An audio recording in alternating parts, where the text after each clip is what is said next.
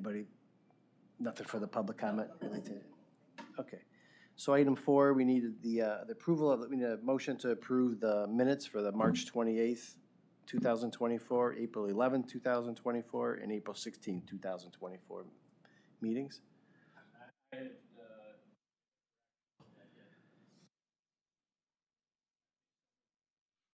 Second. So all in favor of approving the minutes for those 3 meetings, say aye. Aye. Aye. Perfect, okay. So item 5, again, just the member reappointment. So again, my term expires at the end of this year, so looking forward to having a conversation with the county executive in regards to his desire to reappoint me and my desire to want to remain on the audit committee. But it's kind of a standing item to make sure that we're focusing on the staggered terms. Item 6. Before you go on, and I'm not taking any opposition to what you just discussed, there was a slide, I don't know what part of our materials today, a chart of committee members, and it has my term having expired 12/31/2022. So that. I think, yeah, we corrected. I caught that when I was reviewing the materials. And so does the one in the packet have the right date on it? I resent it out. Yeah, so I think hopefully the one in the packet has the right date on that. So item 6, executive session. So I'm going to, if there's a need to go into executive session, I'm going to defer this to the end of the meeting. But there are a couple of items here that I do want to have a brief conversation about. So I would like to acknowledge on behalf of the audit committee that we have received Monica's response to the most recent performance evaluation. So the response is being reviewed, and we transmitted it to Human Resources for appropriate action. So I think everybody received Monica's response. It's within HR now for them to determine what they want to do with it. And then regarding the ADA accommodation, if you recall at the last meeting, we approved the ADA accommodation to this meeting. So I'd like to entertain a motion to extend the ADA accommodation to the end of the current director's term, and also to continue to request the HR director to kind of administer the ADA accommodation on behalf of the audit committee.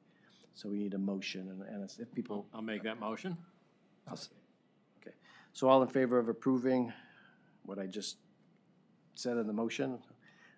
Say aye. Okay. Aye. Thank you. So we are on 7A, the old business, the follow-up items from the first quarter meeting. Monica, I'll turn that over to you. Yes, so not many follow-up items. I'll go through them. So the first one is the grants management audit status on the accounting system cleanup. I do believe there's been some communication since the last meeting. Fiscal is doing their best to work on this. They have an action plan in place. Not sure, did you want to speak on that now, or did we just, want to tell them what your plan is? Good morning, Lee Tucker, financial reporting. We are currently in the process of the cleanup. We wanted to give the committee as well as the chair an opportunity to look at our focus was mainly on the negative cash balances, but of course we're going to look at all grants that are older than prior to 2018 and prior.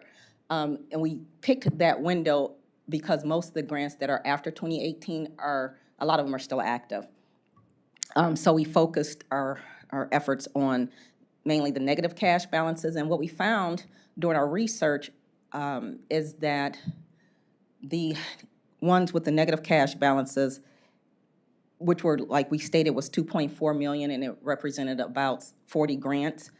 In theory, after we've done even more research, we found that some of the grants were actually, the expenditures were posted to the grants that have been closed, and they had a new grant. So for example, we had a 2-year grant. They had different grant activity ID numbers, so they show us 2 different grants, but the grant year is for 2012 through 2014.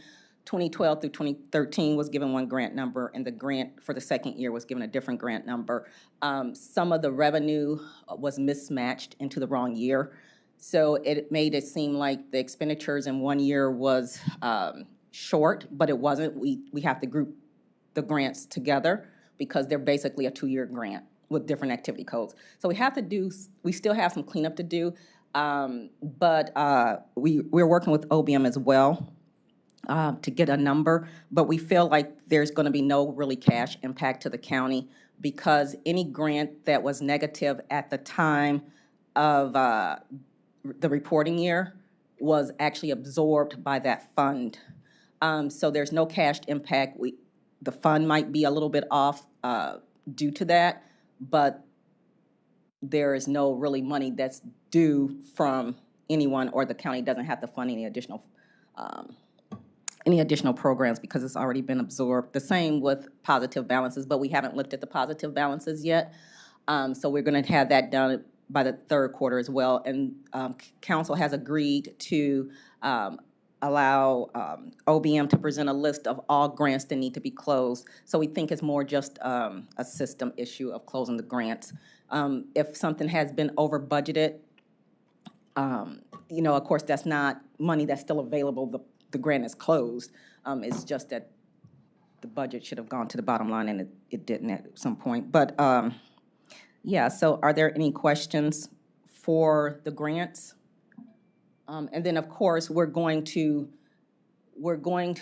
developed a policy as part of our new grant policy that hasn't been vetted with the Administrative Rules Board.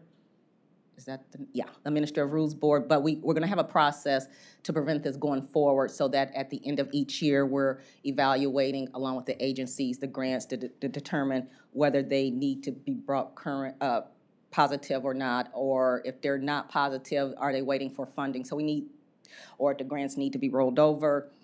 So we're going to do that cleanup every year, and we're going to have a grant closeout period. So one of the problems that we had in the past is that we had the grants closing at 2099, so therefore we couldn't really properly monitor the grants. We've gone back and cleaned up most of the grants to give them a real end date. The agencies now have to give us the documentation so that we can upload into the system that tells us the grant period. If the grants are going to be extended beyond the initial 5-year grant period, they have to provide us that documentation to say that, and then we'll update the system. So that way, that allows us to check better as well for grants that have actually closed. So that's what we're going to do going forward. So, question. Okay. Yeah. Impressive, the plans that are being put in place, but it's requiring a lot of people to do a lot of things they hadn't done before. Prior to. Mm-hmm. Do we have the resources to actually monitor that the compliance that you're hoping will occur? So going forward, yes, we do. Now we're working with, it's not just us, it's not just financial reporting. OBM is working with us as well, and the agencies are doing their work as well. The reason why we're just going to close out some of the grants is because we're making some assumptions as well. So if we have a grant we do have a grant from 2008. It was an internally funded grant where the prosecutor gave the Department of Development, they were going to give them $500,000. Department of Development spent $500,000, but we only did a transfer to development of $300,000. So the Department of Development had to absorb that additional $200,000 balance. So, yeah, but the agencies have already started working on this process. I understand that. Mm-hmm. Again, that's part of what I consider to be impressive. But my question really is, do you have folks assigned to monitor that they're actually going to do what they say they're going to do? I mean, there's procedures, and then making sure that the Correct. Procedures are being followed, and that's sort of a person needs to do that. Correct. I think because in the past there hadn't been a lot of dedication to this, and most of the agencies, probably since at least 2021, have been spending time. They just haven't gone back to do cleanup work, so they have been having resources to monitor it much better than it had been in the past under the old system in prior years. So I do think that the agencies have dedicated resources to that, as well as we're going to have, we have dedicated resources to that as well. And I guess questions for Monica. Would you expect that the Internal Audit Department would have some follow-up at some point to see that that compliance has occurred? Absolutely. As part of our continuous follow-up process for any action items from the report. This did, as a reminder, come from the grants management report. This is where this was noted. Right. And so we will be following up. We also have had conversations, I believe, Lee, around you hiring a resource or have a resource. We had it Yeah. in our budget to Yeah. hire a grants coordinator. So, yeah. so we will be following up as a part of that continuous monitoring process that we report out on a semi-annual basis. All right, thanks. So I just want to follow, so that grants accounting position, I forgot what the terminology was. I mean, we've been talking about that one for years. You haven't had a chance to fill that We one? hired someone and then they kind of they went somewhere else. They got posted. When I first started, we had hired a grants coordinator. They probably had been in place for probably about 5 months. And yes, and then we shared a resource with OBM because they had a resource that was dedicated to that as well. And that person also left OBM, so, yeah. So,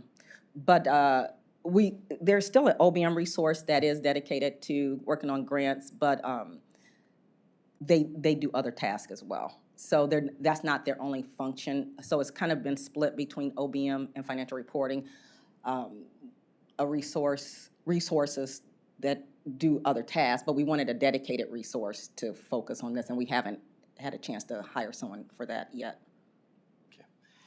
Is it normal for the county council to approve closing out of grants, or is that just a? No, that is our current process, that they have to close out the grants. And in this instance, they have given Walter, the OBM director, they are allowing him to present one list of all grants that need to be closed out. It's not going to be on I don't think it's going to be on a formal resolution. It may be, but I'm not sure. But it will definitely be a listing of all the grants and the balances. And then they'll do one approval at that time versus, as we go. So that's why I said we're probably not going to have it done to the end of third quarter. Are they doing that just because of the audit report, or is that just a normal practice here with the No, county? that's supposed to be a normal practice, correct? Closing out the grants, council has to approve it. Yes. Mm-hmm.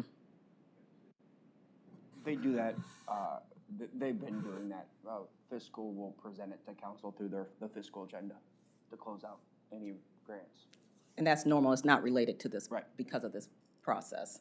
And just, I'm curious on this one. It's actually probably a good step. Is it to make sure that the grant's been administered correctly and is for purposes of future, why is that being done, I guess would be the question.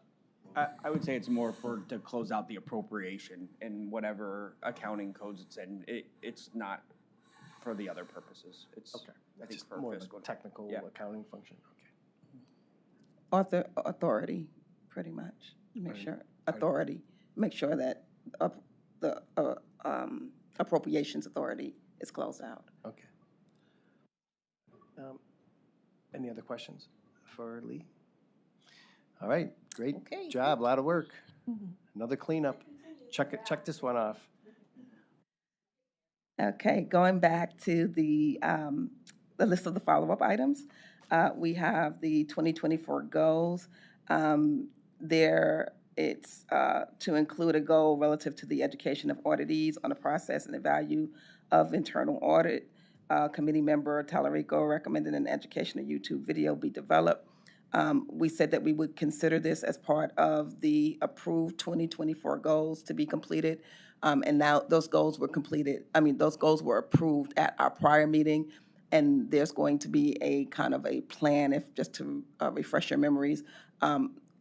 I'm thinking it's probably going to be a 2 to maybe 3 year plan of action items on how they're going to go about increasing the knowledge about internal audit and just being able to disseminate throughout the organization and externally the value of internal audit.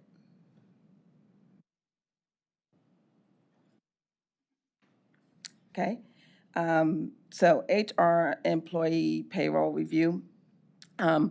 I I sent out a revised follow-up item. I'm sorry it didn't make it into your packet here, but this was in regards to update on the status of overpayments, collection and 100% review, AIG status on continuous monitoring process. The AIG will be invited back by the committee sometime later this year. I also touched base with the AIG to see if they had any updates on the work that they are going to be and have been performing. They did not have any updates. However, in talking with Katie Gallagher, I was made aware that the law department, as well as fiscal and HR, and if Katie, if you'd like to kind of just talk about what they've been doing, some wonderful work in developing a process and have put a process into place. Internal audit initially helped them to lay the foundation for that, and they've taken it from there.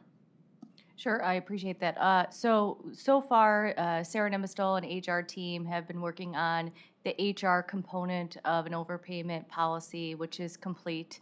And then the law department is almost finalized with their portion. So as it ends with the HR, then it transitions to the law department, who has also worked with the prosecutor's office in the event that they have to lean on them for any kind of collections. So as we go through that process, we're finalizing that policy, but they're also in the process of collecting on past overpayments as well. They've seen a lot of success. They've worked with the unions on negotiations as well to make sure that there is overpayment language in the CBAs as we're negotiating them, so it's easier to collect and that there's no back and forth with the unions when this does occur. So a lot of work has been done. I just want to make sure that we just don't see necessarily all the problems here, that we see that there are solutions happening and work being done with those problems. You're actually able to get language in the CBA? Really? Okay, great. Okay, the next item is audit surveys. Provide audit surveys to AC on a continuous basis. Surveys were sent out that were received through 4:30. They were provided to the AC. I did receive, I think it was the day before yesterday, Josh, we had some more that I'll be sending out today just to make sure that through the this time period, you have all the surveys that we have received. I think we've only received 2 others since the time that I last sent out the last one. So, and all were very positive reviews. About what percentage of the requests are returned? So I think per our last report to you, which we did report out to you on this, I think either in first quarter or last quarter, it was 49% of what we send out, what we request. We got back 49%. Yeah, of and the we make surveys. some effort to We make a lot of encourage, you know. effort. Yeah, Okay. we make a lot of effort. You know, we ask for feedback.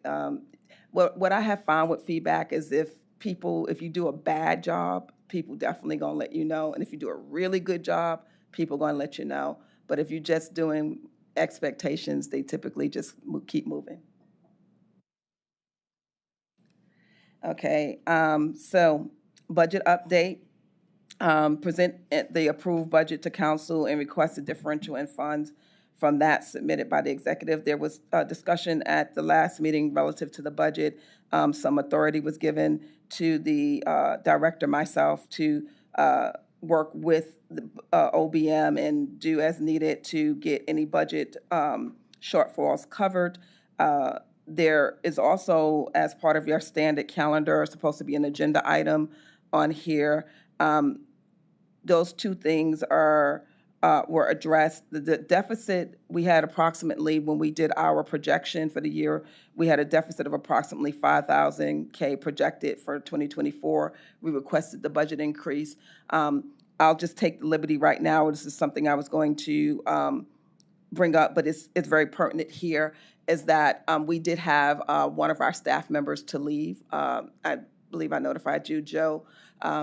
He transferred to the law department, got our great employees. I know he's going to be a great employee for them. But that will leave some budget dollars, which in talking with Katie and the executive may be able to balance any shortfalls we have going forward. But we have already, my understanding is that there's going to be like a $5,000 proposals put through to council to increase our budget. Yes, Is that it's- correct? It's on the fiscal. It's on the fiscal agenda. calendar, yeah. So that's been managed and taken care of, and so we should be good through the end of the year, particularly given the extra dollars that might, be available for personnel. I also want to let you know that we have started the process because, we need to have bodies in the seat. Our plan was based upon having a fully staffed organization. So we have started the process internally for rehiring somebody for Joe's position. And the new director will definitely, that'll be handed over to him. But we want to go ahead and get the process started because it, takes a couple of weeks and things to get through the internal things that we need to do from an approval standpoint. So you'll be hearing more from the future director on that. And then Monica, is that position posted yet or not yet? it's not been posted yet, no. Mm-mm. And then for the calendar item, Chairman Abuzaral requested that we remove the standard agenda item that's supposed to be on the calendar where we typically do your update and projections. He asked that that be removed from the calendar for this time. Any questions? Okay.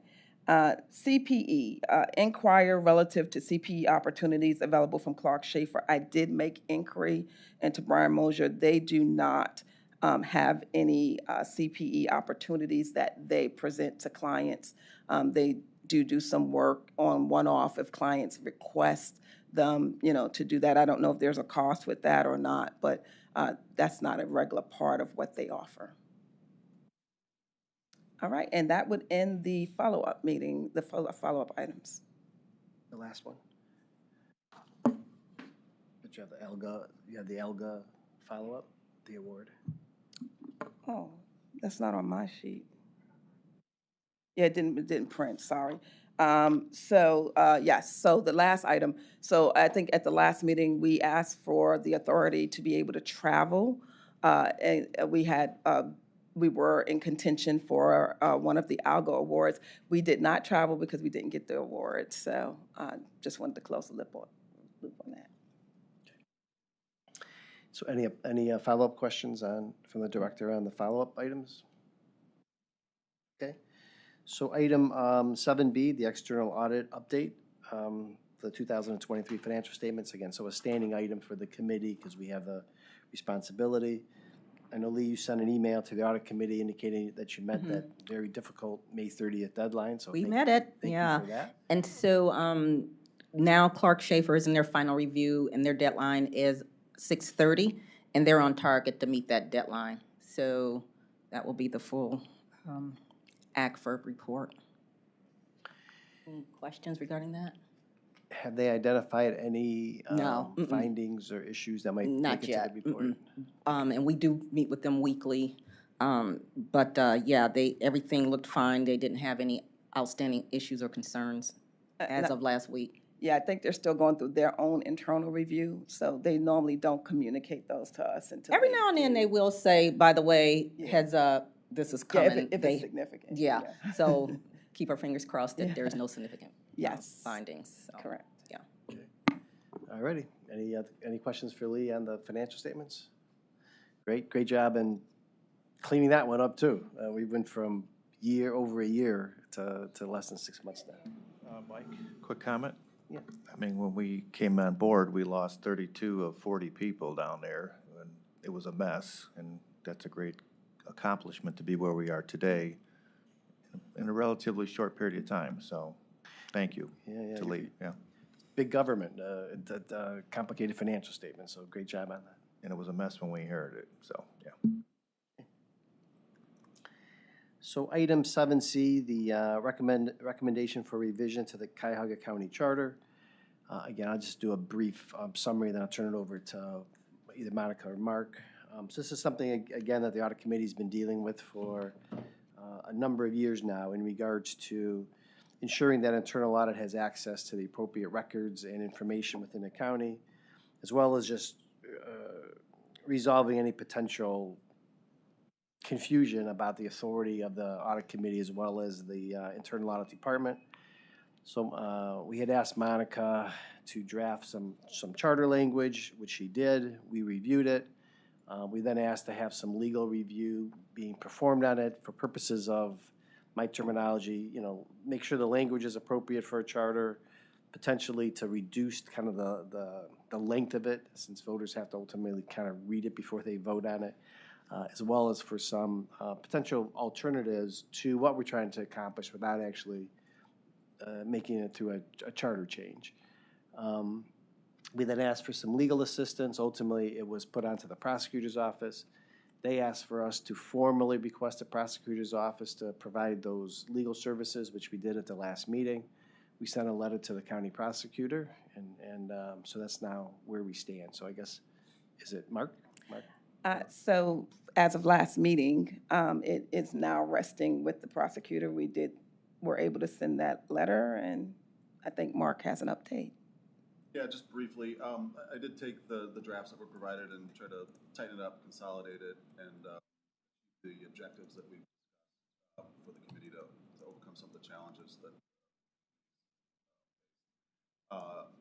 I'm now circulating that among some colleagues in the prosecutor's office to get their input on it.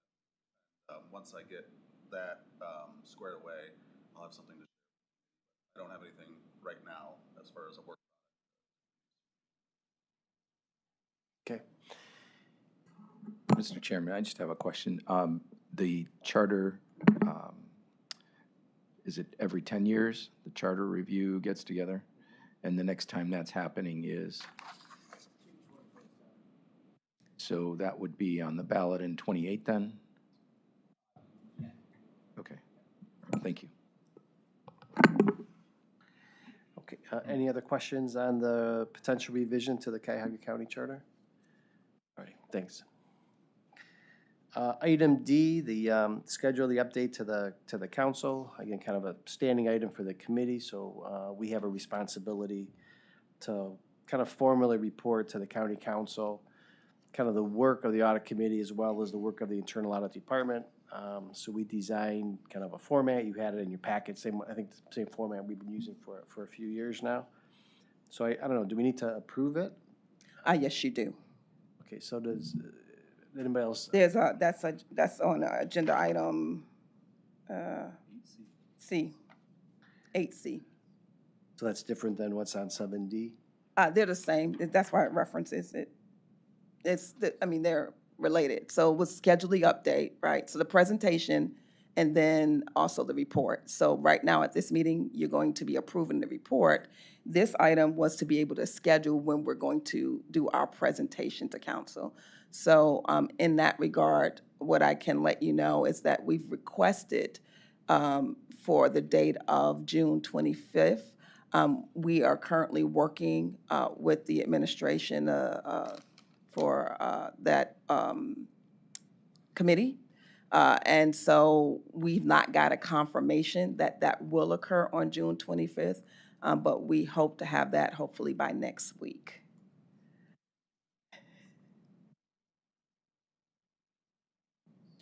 Okay. Are we good with having this presented to the county council? I guess it would make sense to have it presented before June 30th, but is that what we're trying to do? Get it presented? Yeah, I do believe that the goal here is to try to have that presented to the council prior to June 30th. So we're really trying to make that happen. And it would be, we normally do a PowerPoint presentation that really is based off of the report that you're about to approve. Okay. All righty. So that's just an update. We'll formally approve it till we get to the rest of the agenda? Yeah, you can. Mm-hmm. Okay. All right, any other questions on the scheduling of the update to the county council? All right, so we are on to other business. So item 8A is the evaluations for the Department of Internal Audit. So regarding the director evaluation, just on behalf of the committee, I want to acknowledge the receipt of the director's 2023 self-evaluation, accompanying your response to the committee's prior evaluation, and we just received it a day or so ago. So we have to figure out what we want to do with that.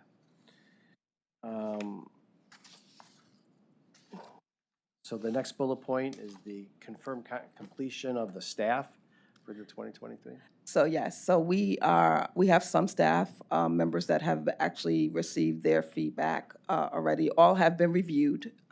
So we just have left actually going back and feeding that back to the staff. But all staff performed either at or above expectations. So we had no concerns at all with any of our evaluations. And so all staff will be done before June 30th? Absolutely.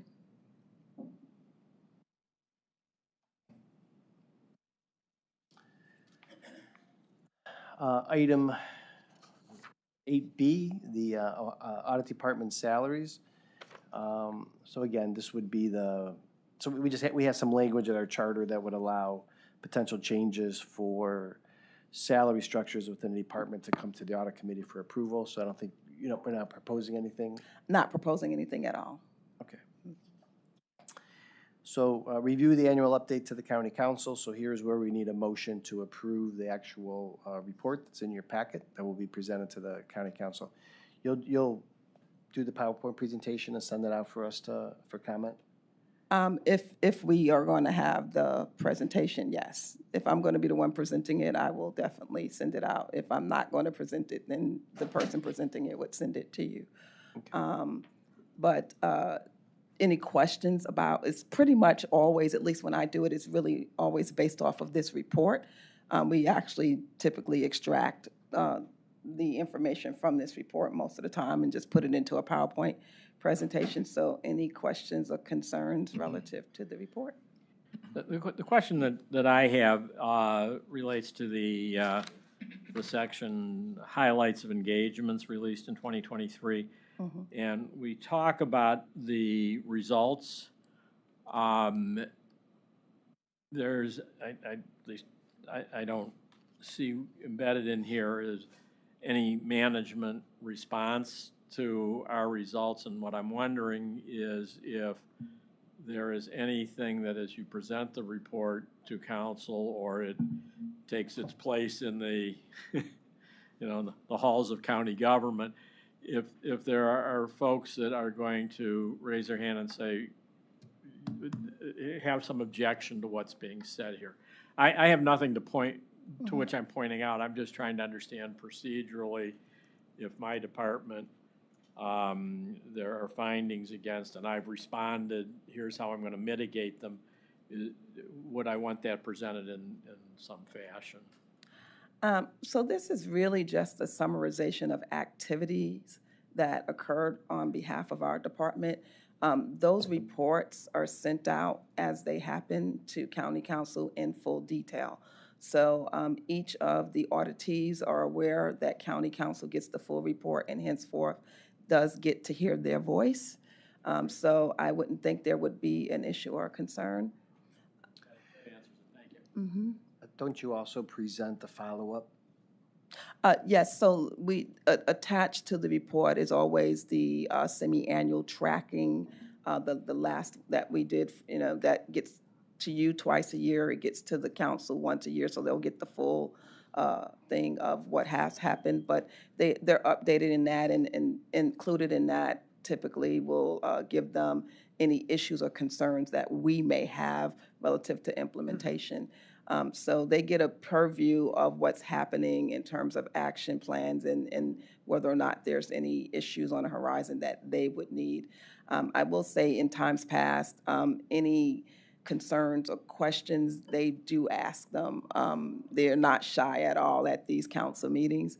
And so, including, past reports, normally it's the ones that we probably most recently released is what they will ask questions about.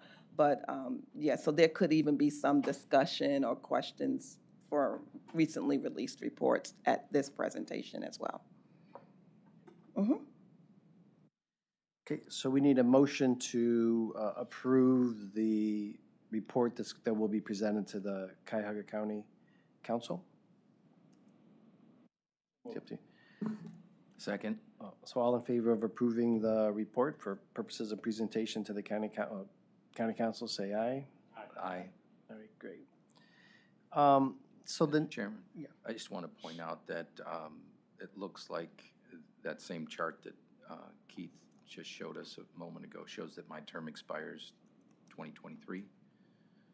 So I know it's And been renewed. that is correct, because this is always looking at the prior year, so, So you're reporting as, gotcha. Okay, correct. thank you. You're most welcome. Great question. Okay, so the next 4 items, D through G, again, as part of our responsibility as a committee, we do look to see whether or not there's any need to change any of our, I'll just call them the governing documents associated with how we operate. That being the charter, as well as the audit committee charter, the county charter, as well as the audit committee charter, the internal audit charter, and the internal audit policy. So this is the meeting that we would normally do that. So we've talked a little bit about 7D, the annual review of the Cuyahoga County Charter, and I think the need that we think we need to do to have that happen, which we talked about previously.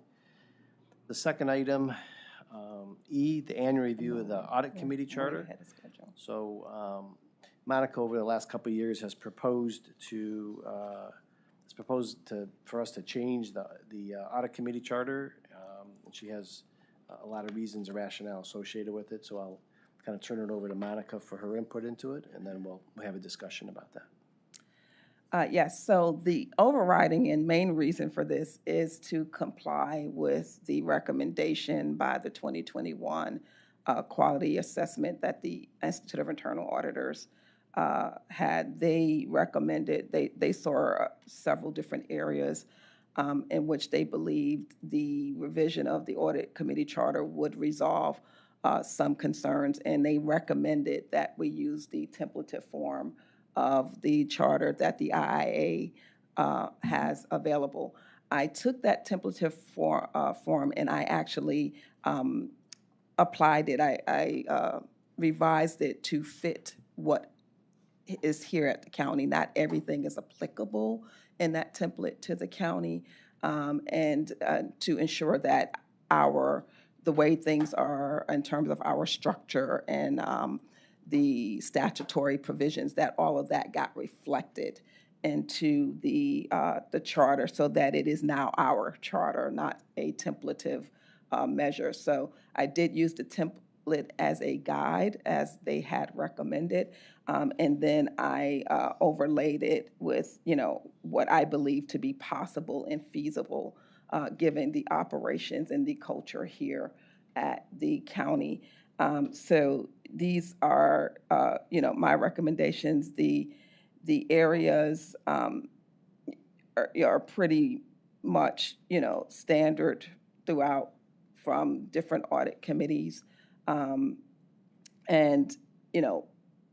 if you guys would like to be in terms of best practice committee, a lot of these items that we are recommending, and I mean, it's not a whole lot of change. I mean, there is change, but the key things I think are related to unrestricted access, records access. That's actually stated in this from an authority perspective.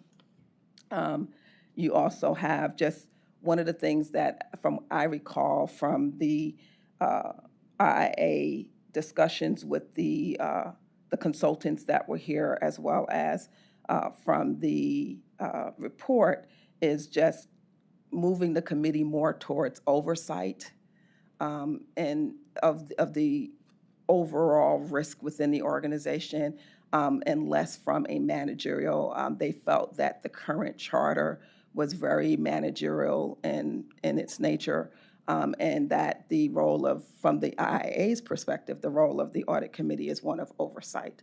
And so that was one of the key things in terms of trying to establish and kind of pull up the viewpoint of the audit committee to one of oversight versus being one of management.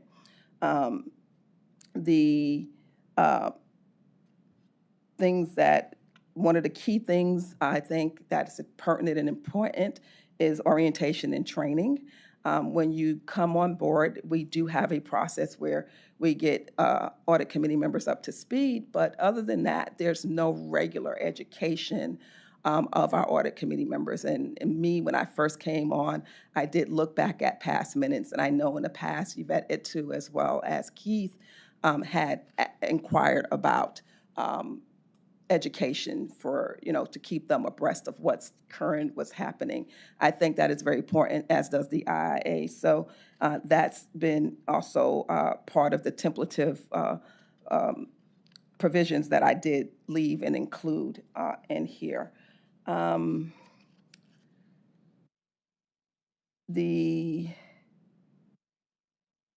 to think of what else is there here. Risk management.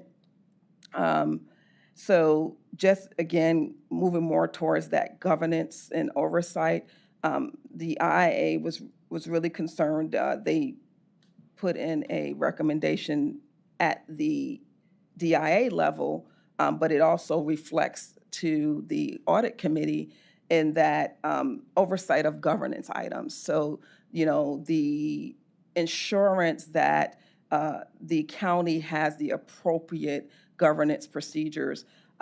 We have had the ethics review on the audit plan. That was a result of the IIA's recommendation that we specifically, the standards require us to look at ethics and governance things of that nature. So that's why that was put on there. And the committee, I think for the last 3 years since it occurs, we continue to look at it, but we never really actually get to make a determination. I would highly encourage this committee to look at that. Right now, from an ethics perspective, the county does have a great ethics process in place, but the person performing it can't assure their own performance, right? So that would be a function that this audit committee would make sure occurs, is that the county is getting the appropriate assurance that ethics are being monitored and appropriately managed. So that's in here as well from a risk management perspective. And,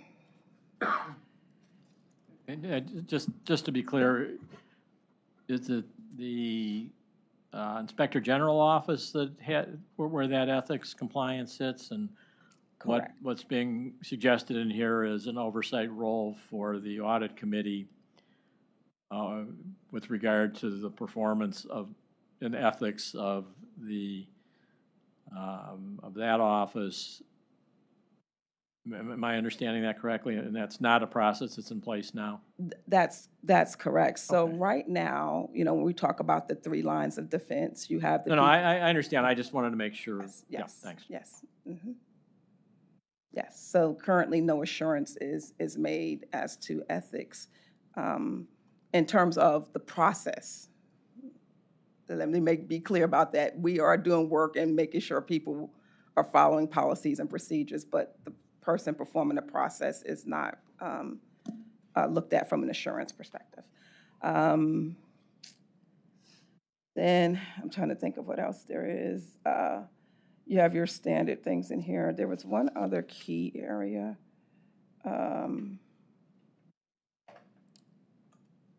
I think, reporting on audit committee performance. So one of the things that is definitely a best practice that this committee does not currently do is its own evaluation. And that is something that is part of the templative and included in here, is that on an annual basis, you assess yourself.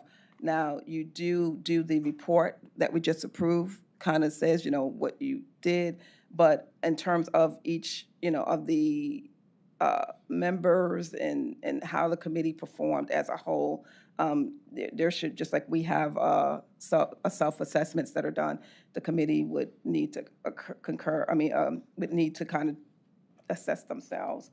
Trying to think of what else there is. I think that's, pretty much it. It's very, like I said, most of it is, I pulled from stuff that we are already doing, just put it in formal perspective. And then the other key thing about this that I want to communicate is currently, I think the only people who sign this is the chairman. And from a governance perspective, they are recommending that you get council to sign off on this as well. That's it. All right. So I guess I have a little bit of a different perspective on this, and we've kind of talked about this a little bit over the years. So, so when I read the proposed changes, it puts, in my mind, it is a pretty significant change to what we've been doing as a committee. I believe the things that we're doing right now are probably necessary for the county to do, and I think we have our plate full, generally full with what we're currently charged with based upon our current charter. I do think that there's a lot of items in there that, at least in my capacity as a chair, before I would feel comfortable in saying that we want to have some type of a role or an oversight role in regards to those, I'd have to get a much better understanding of how the county is actually performing a number of those functions to ultimately determine, you know, A, should we be involved with those? B, statutorily or other people actually doing the work that we're potentially overlapping with, and see what, you know, whether or not we have the bandwidth to be able to do some of those things. But more importantly, not knowing exactly what the county is doing in regards to all those items, I would just feel a little bit uncomfortable in adopting the charter as it's being presented. And it would take, from my perspective, a lot of conversation and sit-down discussions to really understand what the county what the county is doing in regards to all those items before I would recommend to the rest of the committee that we adopt it. So again, it's certainly open for discussion, but. So I'm very much where you are. I also think that post July 1, the new director ought to review this as well and get his input. And then it seems to me, and I don't know procedurally how we do this, but this is almost what I would call a working session kind of meeting we would need. This is, you know, significant suggestions. Conceptually, some resonate with me and others not so much, but would need thorough discussion that you're suggesting. And I don't know a better way to do it than just call a meeting for that purpose when we're ready. Any other discussion on this from anybody else? No, I think Keith's right. And I think I've been pretty clear with Monica. I disagree with some of the recommended changes, you know, particularly around the ethics. I don't think we need somebody else to oversee the chief ethics officer, because then we're going to have someone oversee the oversight. But I think maybe moving forward we can get a subcommittee or something if they want to look at some of these proposed changes. I'd just like to clarify, this is not in no way are they saying that you need to provide oversight to any other part of the organization.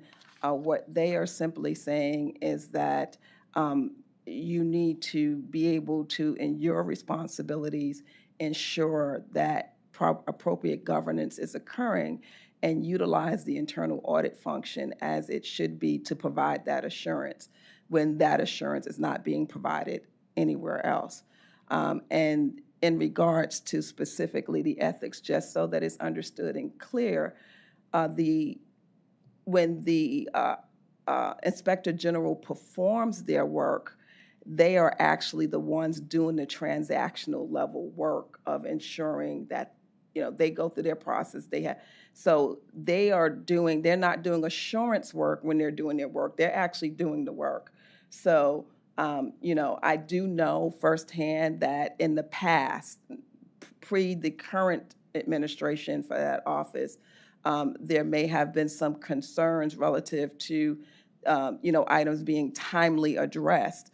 Well, if we had have been reviewing that work, we would have known that on a more, you know, up-to-date matter. We would have been more aware of that. That's what this is saying. It's not so much saying that you need to now be over or take responsibility for any other part of the organization or agency, just that in your duties, you recognize that you should be ensuring appropriate governance throughout the organization and making sure that assurance is occurring.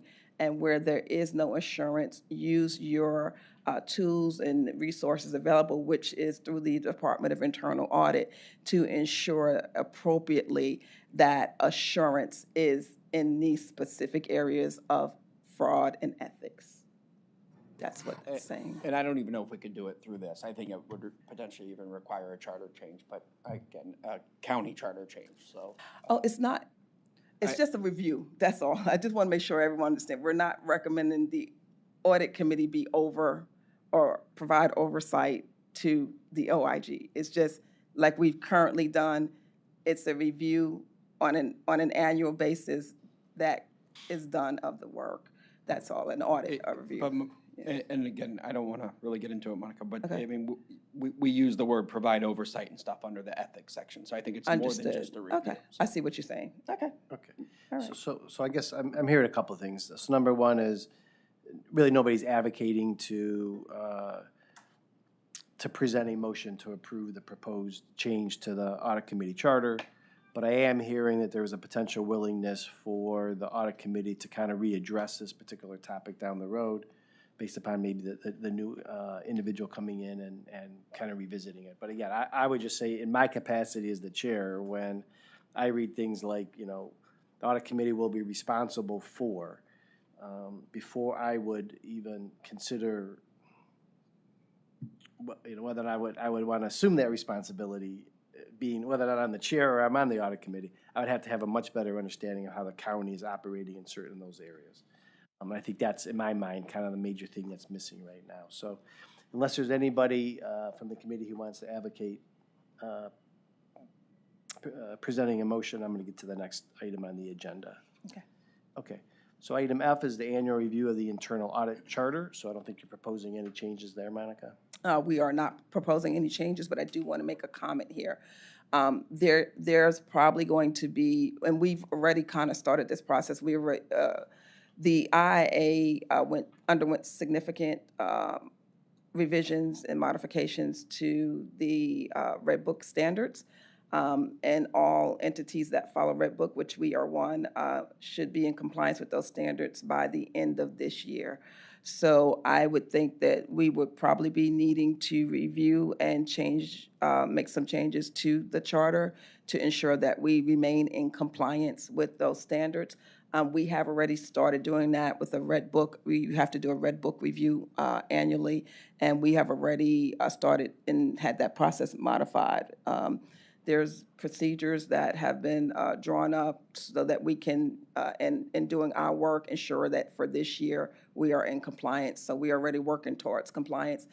We just have not fully digested, because they just released it recently, all of the changes and get them into the charter. So I would think that that would be an item for follow-up for this committee, that you see whatever changes need to happen as a result of those revisions and modifications to the IIA standards. So that would primarily change the internal audit charter and the audit manual and what would that? It would impact definitely the manual, but also the audit charter probably will be changed some.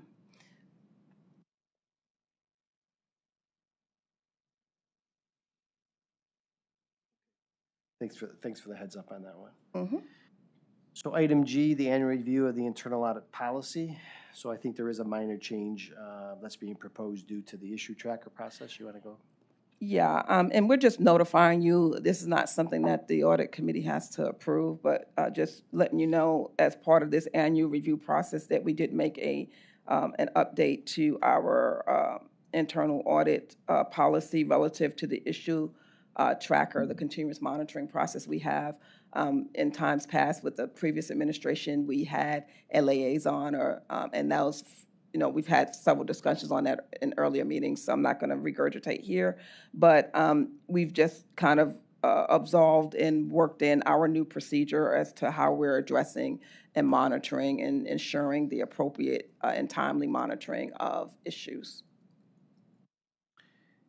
We need to approve that? No, not at all. It's just because it's on here as an annual thing to tell you what we've done. We've already done it. We're just letting you know that that's been updated for that. Okay, great. So we are on item H, status of current engagements. So I don't know if you want to talk about, I guess, So DOD, a representative from DOD is here. If you, yeah. I'm going to go to that item now. Okay.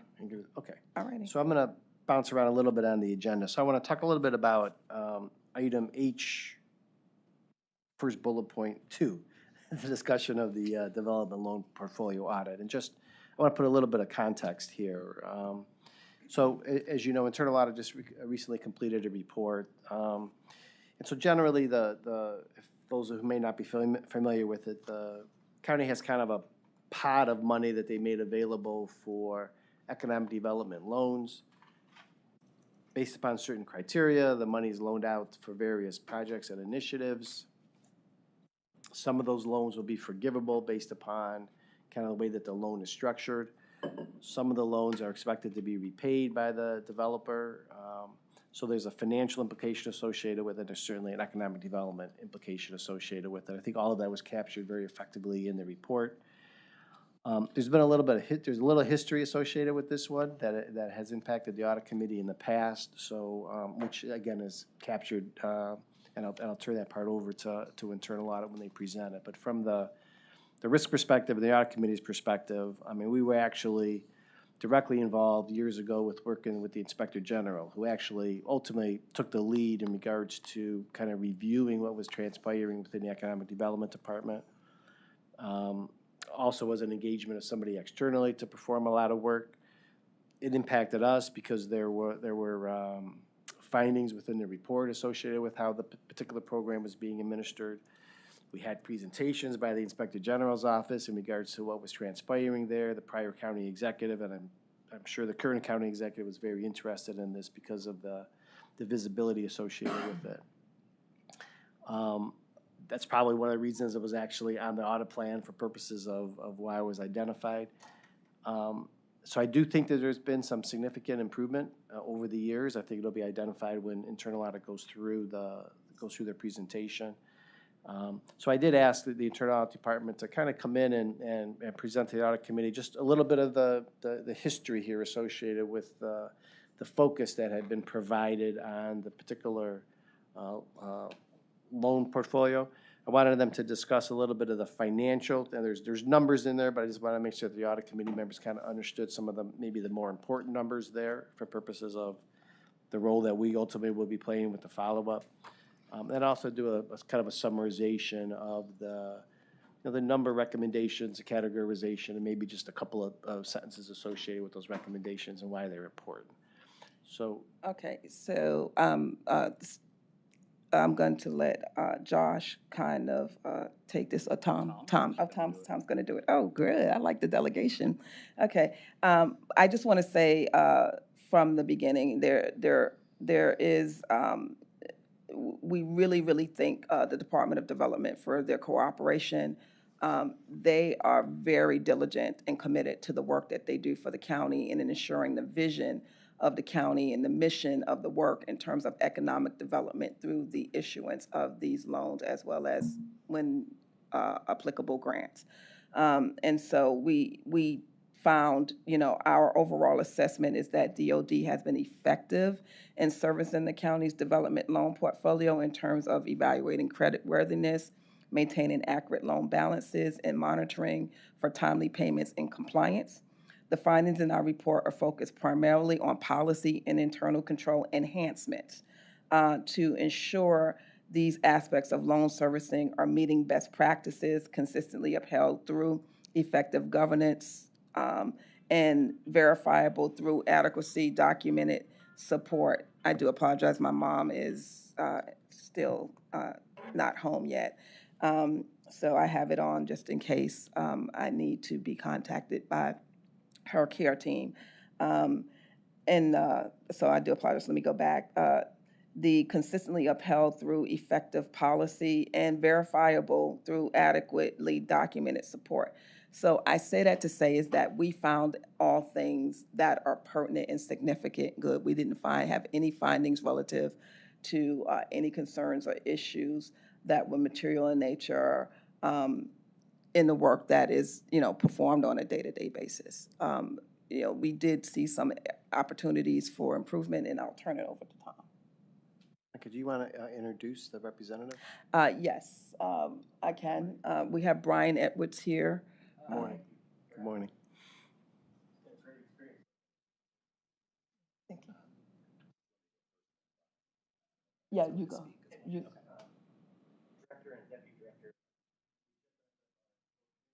So you go first.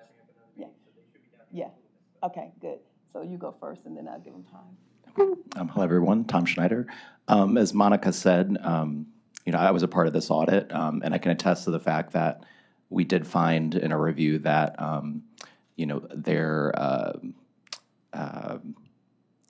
administration of the portfolio was effective. They were, effective in billing, collections, and as Mike, as you had mentioned, since the work of the IG over 10 years ago, I believe, they've made a lot of progress there. So as Monica mentioned, our focus was more on ensuring that they had adequate controls to make sure that, this effective administration of the portfolio will carry forward. So I think in your packets, you received a summary that we put together of the report. So I'll just kind of go through that briefly. You can just let me know if you have any questions. In terms of the history, like Mike mentioned, the IG started their review back in 2012 due to some issues that were identified. Primarily, this was with some high-risk loans that were made back then for startups, new product loans. Since then, DoD has not been issuing those types of loans, but in that early stage, when the IG came in as well, they took a very broad look at their policies or their overall operations and noted that there was an absence of policies. There wasn't a complete record of all the loans in the portfolio. So they did a lot of work to make sure that DoD could identify all the loans, make sure that the balances were accurate, make sure that they have adequate billing processes, just kind of shore all that up.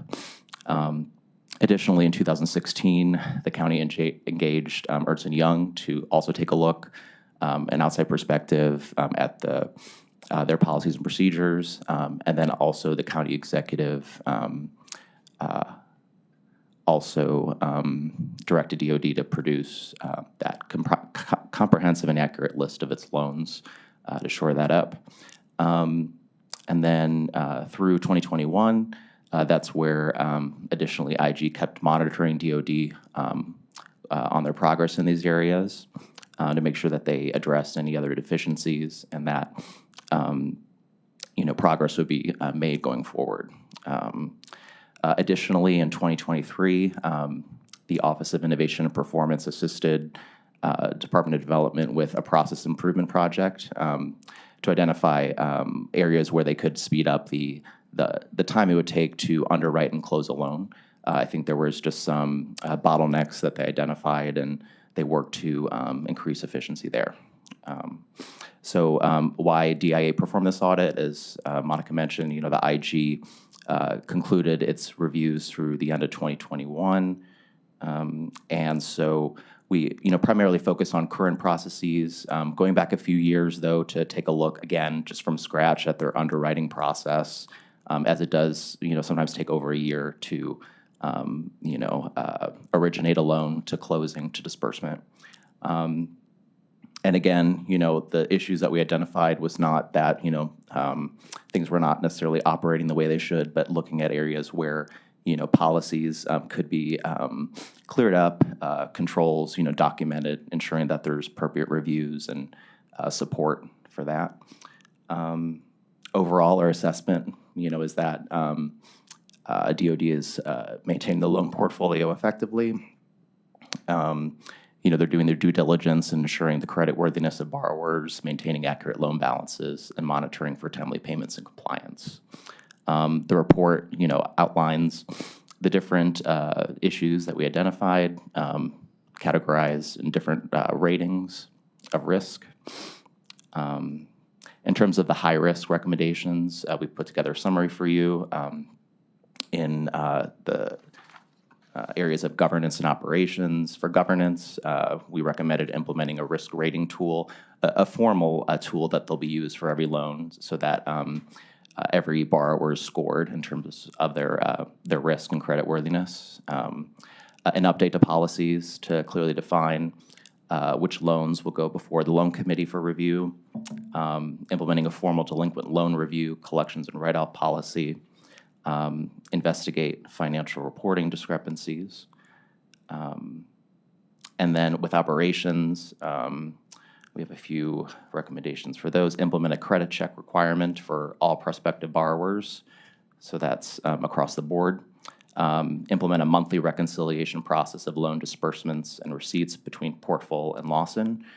As you know, with the Lawson and ERP being newer, that's where we had to step in and make sure that they had, the resources and understanding of the reports that would be necessary for those reconciliations. So I think during the audit, I know that they implemented that.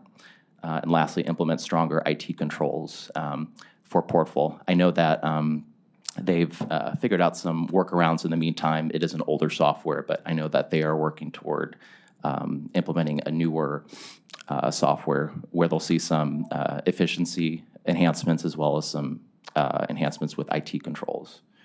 And then lastly, there's quite a bit of history with the collection efforts and write-up process. I know, as I had mentioned, DoD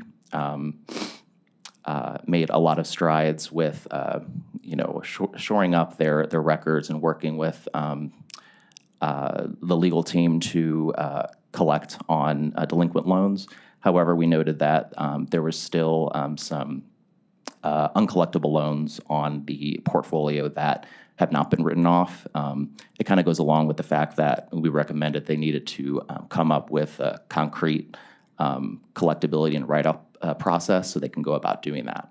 And basically, this last section and table kind of describes the breakdown of the portfolio, which loans are collectible versus the ones that are uncollectible.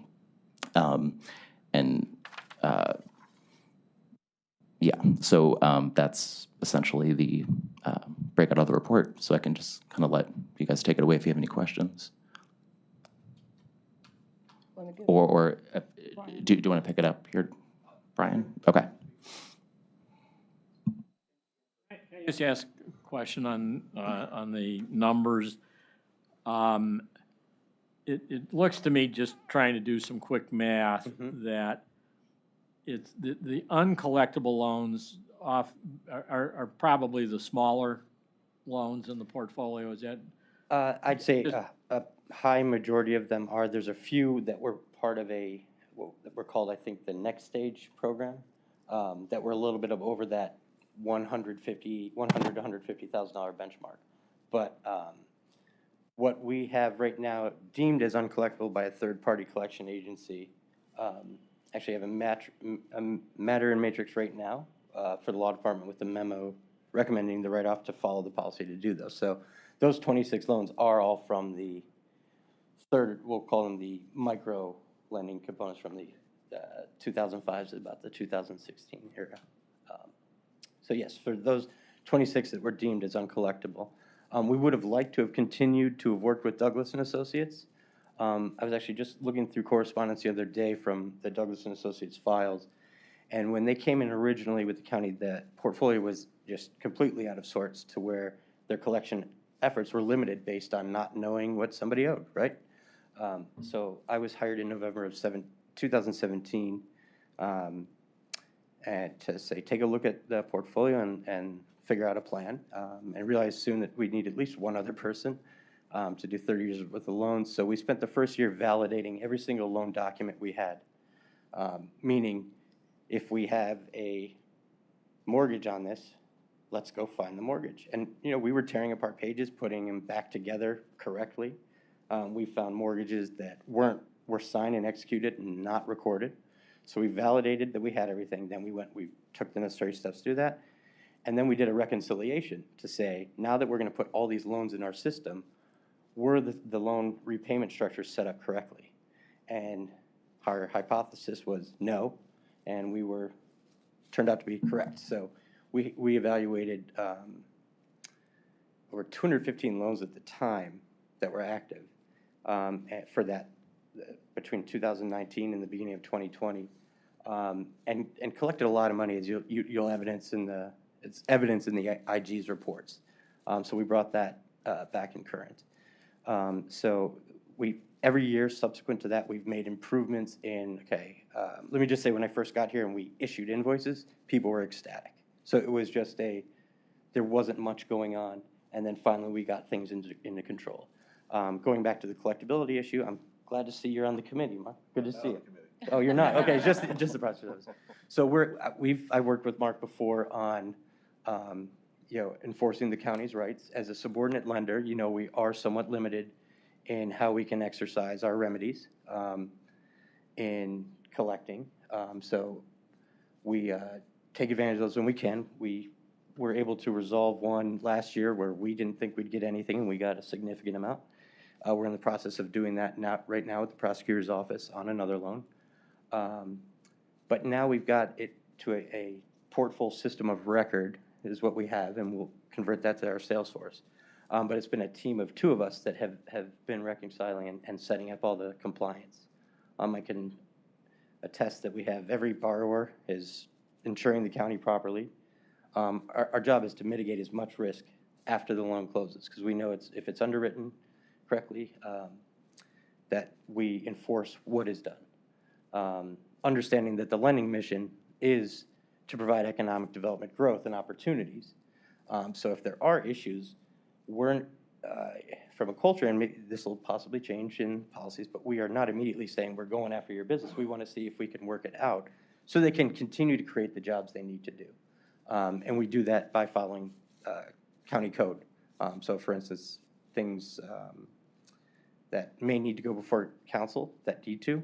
We have a couple that may be coming up, will be going before council. So I don't think there's anything found there. But it's been a journey over the last 6.5 years. But I'm very happy with where the portfolio is at today. And based on the audit and the time spent, you always know there's always room for improvement everywhere. But we agreed with some of the suggestions they had, where some of it we were, I don't want to say we didn't think of, but it was just something. Yes, it was something we would like to have done but never got to, and now we've committed to it, and really appreciate you guys taking the time to work with us so we could understand what you're trying to do. I mean, I maybe foolishly gave you full access to our restricted drive, but That is not foolish at all. We are no, on the same but I team. just wanted to show that we had nothing to hide. We're proud of the work we're doing, and if there are good or valid points of improvement, we are more than happy to accept those and enforce those, and update our loan policies and procedures by the end of July to reflect that. And I think we've stated that in our management responses. Absolutely. So we were not objectionists to change. We've got really great leadership right now where the culture is going towards policies and procedures as opposed to kind of just coming out of a IG inspection, Ernst & Young, the Economic Development Improvement Team, where 15 members came in. And then it just, I could go on all day because I'm proud of the work we do. But if there's any questions, I'd be more than happy to answer any more. You certainly should be proud, and I do Thank you. want to say that, half of the battle is the culture, and the culture there is definitely one that is very supportive of ensuring that things are done right. So kudos to you guys for that. I'd add, I oversee the innovation performance team, and I was the one to push them to help with the assistance last year of payment, and they said it was terrific to work with the economic development team, creating that process map for that payment, and I would encourage one of your team members to continue on that process map from the payment section on once you guys move over to your new software. Yep, yeah, that's going to actually be part of our, with Cloud Salesforce, there's a lot of things that we can do a lot quicker, and it'll all be within our new policies and procedures. So we're actually, I have a call it one for another follow-up RFQ for another Salesforce vendor. But yes, and those are things that we would need, when we print it out, we're going to need probably a wall this size, but it is because it was needed to be done, and thank goodness it's been done, and we all think it's a great idea. Yeah. Been good buy-in, so yes. And don't forget, we're always here. Of course. And ready to help, Of during course. the implementation process. Yep. If you have questions about controls and ensuring that the system has what it needs to do, please feel free to reach out to internal audit. We're not sure. just auditors, we're also your internal Well, advisors. we're all colleagues here. So, and Absolutely. if there's anything, if you're ever looking at other things and you just need someone to look at stuff, let me know. And happy to report that we are, continuing to monitor our job creation in a unique time after, we're still recovering from the pandemic. And, but we gave, businesses some opportunities to, kind of make up for some of the job creation periods that fell in, March of 2020 through March of 2023, right? Very difficult to create jobs. One of those was failed to meet the job creation retention, and we just got paid back $2 million on the 6th. So we are, it's not aggressive. We're just saying, here are the terms of the covenants. Economic conditions did exist, but we tried and we worked together, and this is what the loan says. So we're, to quote the Inspector General, I don't know if this was true, but we are way beyond giving out the loan, cutting the ribbon, and moving on. We are now doing all that and making sure the county's recapitalizing the Economic Development Fund, because it's a very unique product in the state of Ohio that a county has such capacity to be a but-for lender in the commercial and residential economic development. So I have some follow-up questions. Can I ask them just one at a time? Please, It yes. might be easier that way. Yeah. Okay. So just can you give us a brief update on where you stand on the implementation of the new software? How's it working and when's it going to be done? Sure. So, like I mentioned, we're right now, we've narrowed it down to 2 providers, and I apologize, I'm not an IT person, so a lot of the, they use acronyms that I'm like, if it'll allow me to amortize an actual 360 loan, that's fine if you call it whatever. So, but we're working with them to identify, based on the future state process, what we've called, a setup for, so it's not just loan portfolio management, but it's a customer relationship management tool. Because one of the other things is, as civil servants and fiduciary agents to the public and council and government, is to be transparent. And not just for public records requests, but we need to know who we've talked to in the past. So if they come back again, maybe it wasn't ready or they got referred out, but who have we interacted with? So we can count the people we touch and also notate reasons decisions were made that may be unpopular with the people making the request, borrowers per se, but just to document all that stuff. So we're looking probably at this point, we've been told first quarter 2025, but we still have to go through the discovery process and all the things that need to be done. Being in lending for 14 years, I've never seen a closing date occur on the date it should. So, but we'll have this up and running in 2025.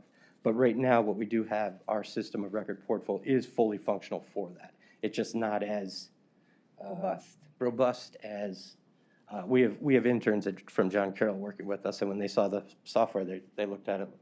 What is this? It almost looks MS-DOS a little bit. So sometime in 2025, Correct. whatever system you decide is going to be implemented? Correct. Hopefully, Yes. ideally. Okay. Yep. So And we'll update the policies to reflect that as the new system of record. Right now, portfolio is in our policies. all right. So on page 3 of the document that internal audit put in place, so this shows $64 million of a receivable balance on the collectible loans. All to be, none of those are all those, to the best of your knowledge and ability, and as you know right now, those are all in a good position of being repaid? Yes. So when we describe this, we look at what we call our traditional economic development lending versus what the things that we're covering up, not covering, the things that we're repairing from the past. So we, like Tom mentioned, we no longer do those high risk. This one was the North Coast Opportunity Technology Fund. One was the New Product Development Fund. It was up to $100,000, $150,000 for new product development, licensing, training, clinical trials. Really pre-revenue entities who at the end of 5 years when the payment was due were still pre-revenue companies. And because they were balloon payments, 5 years, no one was really following up with them. So a lot of those fell off the face of the earth. So what we're, one of the conversations we were having with them is the numbers, because we've been keeping them in the book so long, that 16 million, I mean, that's a quarter of the principal that's outstanding. Because the average, I think, is about 4,000 days past due. That's how old these loans are.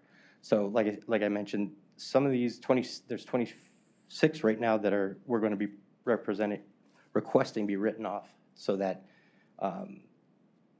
this just optically just does not, it looks like the portfolio's getting worse by the day, but all we're doing is continuing to carry loans at a default rate that's accruing. So if you look at that composition of the past due amounts versus the interest, the principal versus the interest, you could kind of take away from that a lot of the bad debt, a lot of it's just accrued and unpaid interest that we won't collect. But that's sitting in the uncollectible line. I'm more interested in the 140 that are deemed to be collectible of $64 million. All of those are in a good state of repayment? No, so going back to what I said earlier, when we originally had a contract with Douglas Associates, it was through the Department of Treasury for the collection of real estate taxes. And if you read their reports, they did great collecting property taxes, or it's subject to perspective, but we tagged on to that. And by the time the contract with the Treasury was up, they weren't really that interested, didn't see the worthwhile to continue a contract with us based on where things were at with the status of the loans and things like that. So now we work with the prosecutor's office, and if the capacity to handle 100 loans at a time, and I don't mean to put you on the spot, but we're really trying to, it's not that we don't want to, it's the resources to effectively exhaust all remedies of default. Whether it's, we need to take a look and say, are we being penny wise, pound foolish? Are we spending $5,000 to file civil judgment to never collect ever again? So we're in that process right now to say, let's identify those we can collect on and maybe pursue our legal remedies and examine all the other things once we have the resources to do. Can I try, I think what Mike might be trying to get at a little differently. What I'm hearing you say is in the collectible column, there are some number of loans that are not in accordance with terms at the moment. Yes. So I'm not not trying to micromanage the reports you do and so forth, but I think a presentation like this might be enhanced if that collectible line were two lines, one being in compliance and the other out of compliance. Uncollectibles a different category. Sure. That's all. And so what I was remiss in finishing up my final your question. So when Douglas and Associates no longer had the contract in place, sorry, I'm a hands person, we still had several dozen loans that were in collection status that they were working to obtain. And those we've tried personally to reach out, but we don't have the resources to physically go into or electronically go into a borrower's bank account and take out the money like a collection agent can. So that's why we, working with the prosecutor's office, are identifying, again, more so on the right now, the high priority ones where we have defaults in place, subordinate lenders. There's court activity occurring as we speak. Those are the ones we want to stay on top of, as opposed to unfortunately, these loans from 2005, 2016 are unsecured. No personal, it was intellectual property based on, at one point, one project was a doggy backpack. I don't know why it got $100,000, but it did. And the business is still around, we're still calling and trying to collect, but there's really, from a collateral security standpoint, nothing we can do other than maybe file a civil judgment. But again, what is the capacity of the resources we have to do that, and the cost versus the recoup? You know, just. Okay, let me ask- Brian, yeah, I was let me going to ask- say, Go ahead. Brian, I believe during the audit, we discussed there's a process you guys are putting together for reviewing that on a more consistent basis Correct. and working to develop a policy that would allow you to appropriately write off these loans and Correct, monitor yeah. and stuff. And work So- with the law So department. that is part of the action plan that they've already said that they will be monitoring more carefully and developing and getting whatever resources they need to better manage the collections process on these loans. And I would say we have about a dozen of those that never heard from the county for 5 years, who we've restructured their loan. And one is cutting their last check for the final payment. We've got about 7 others who are performing. And these are $100,000 loans. In some cases, we got $50,000 down, and then we amortized the rest over 3 or 4 years. It was all about communication and reaching out. But some people just saw us as creditors only and didn't want to, kind of wanted to fall off the face of the earth. So my next question is, on page 3, does this summarize all of the different loan programs administered by the Department of Economic Development? The figures, I believe, is this the 81, the last conversation we have, the, It represents one. all of your loans. yes, it does, yeah, I believe so. Well, within the Economic Development Loan Fund. That's my question. Are there other loan programs administered by the department that are not included in this table? Did you probably included anything we service, like US EPA? I'm sorry? Excuse me, the OBM report was the source. Yeah, so anything that's on the OBM report. Any So our entire portfolio. loans? I don't And think we loans, yeah. looked at any grants. We did, and that's where we decided, because I'm also working with the fiscal office, there's a difference between the definition of a grant Right. between That's- fiscal yeah, office and that's- Yeah, we OBM did learn that. from financial reporting. Yeah. So we Yeah. did do those based on the recommendation that we update our policy to specifically say What which loans go to grants? What's- CCIC, and if they're program grants that Yeah. are discretionary spending on behalf of the administration or council, those are for public purpose beyond economic development and don't need to go before our CCIC. So it did include all our loans and forgivable loans, grants. Some people say forgivable grants, but because we do monitor those for clawback provisions as well. So to answer my question, it includes, so if I look at the Department of Economic Development, I look at all the different loan programs. Tom, what was the population, if you could just tell them, of this review? Just- Well, I mean, the objective of the audit was to assess the Economic Development Loan Fund. In terms of other loan programs throughout the county, I mean, those are not included.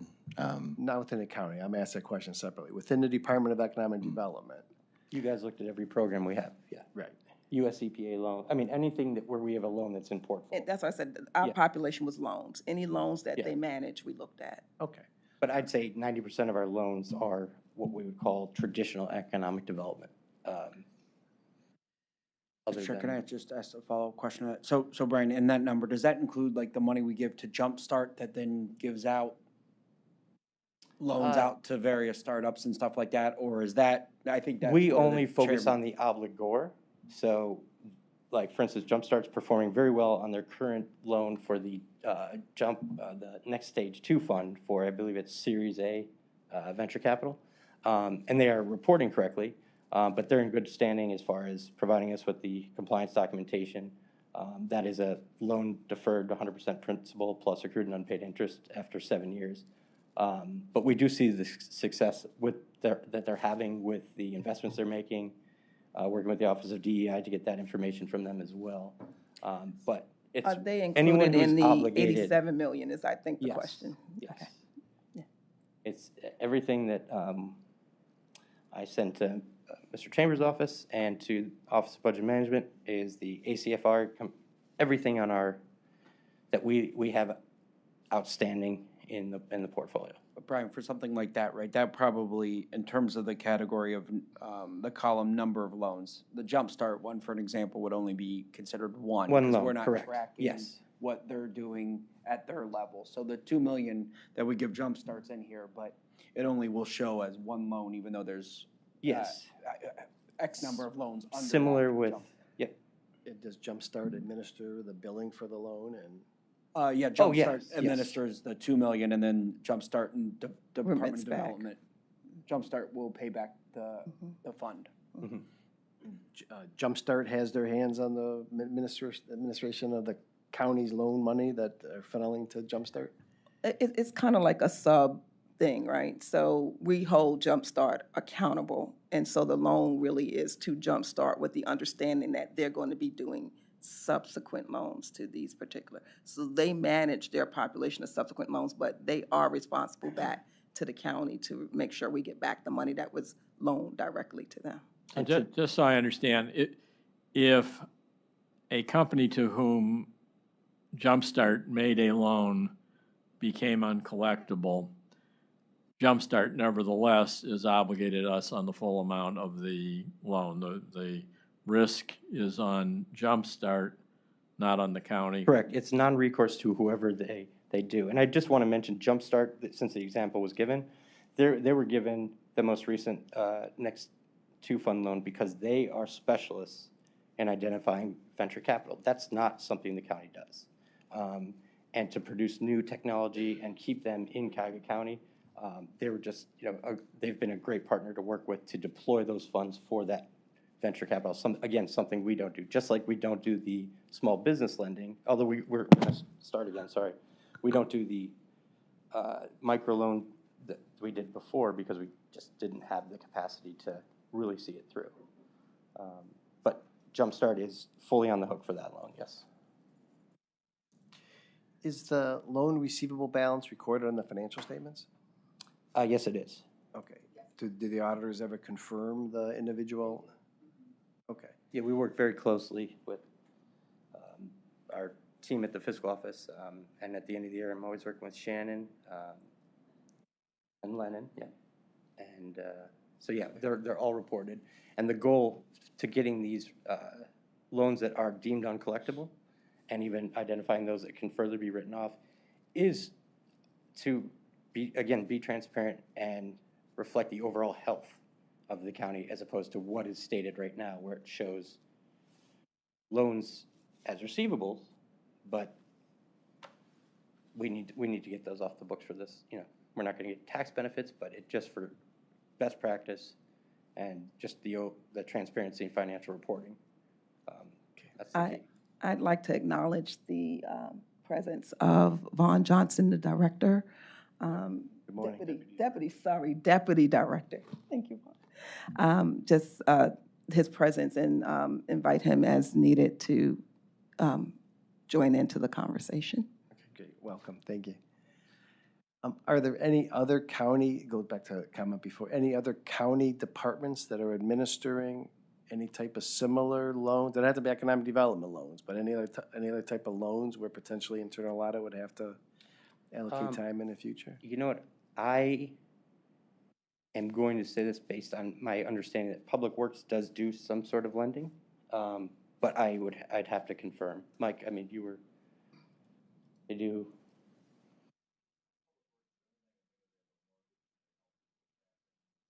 Yeah. Not loan, not so much lending, no.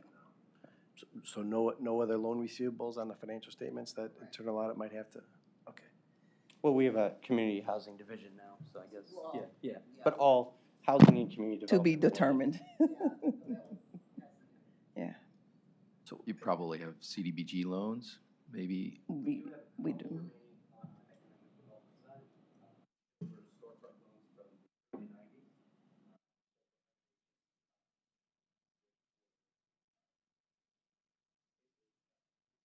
That's the funding we're currently looking at, right? CDB.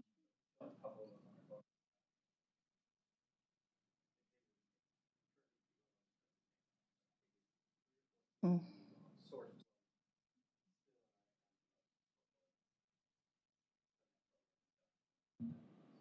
Does the county have home program and CDBG loans with individuals for?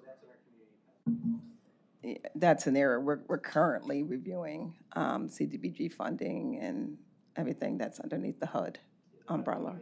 Mhm.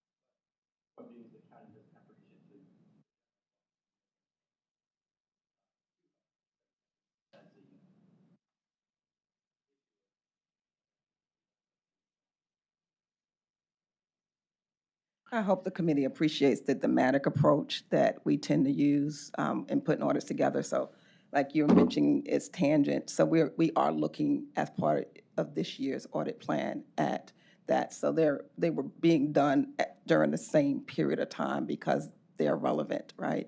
So we do use a thematic approach when we are putting together the audit plan. And it helps with our resources to be more efficient and to get the information as, it's connected. So out of curiosity, what's the cash balance sitting in this loan fund? Does anybody know that number? Just give me a guess. What's your, if you don't, if you don't want to, don't. I just trying to put it in perspective of the loans versus the. Yeah. You're on their calls, right? But you know what you, so.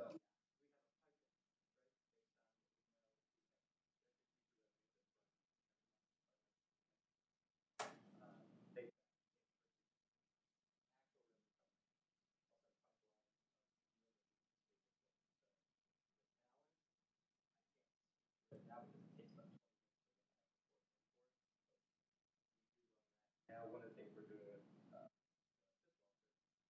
I mean, ask for a certain, we provide it with a. Okay. The EE fund is right now, in that we do touted,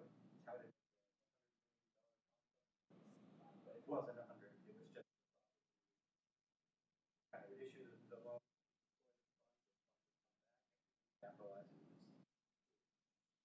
Is that how you funded the program to begin with, by issuing debt? How did you fund the program to begin with?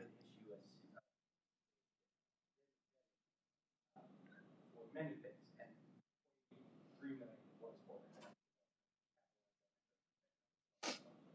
Okay, and so you're repaying the debt out of this particular loan fund? Theory?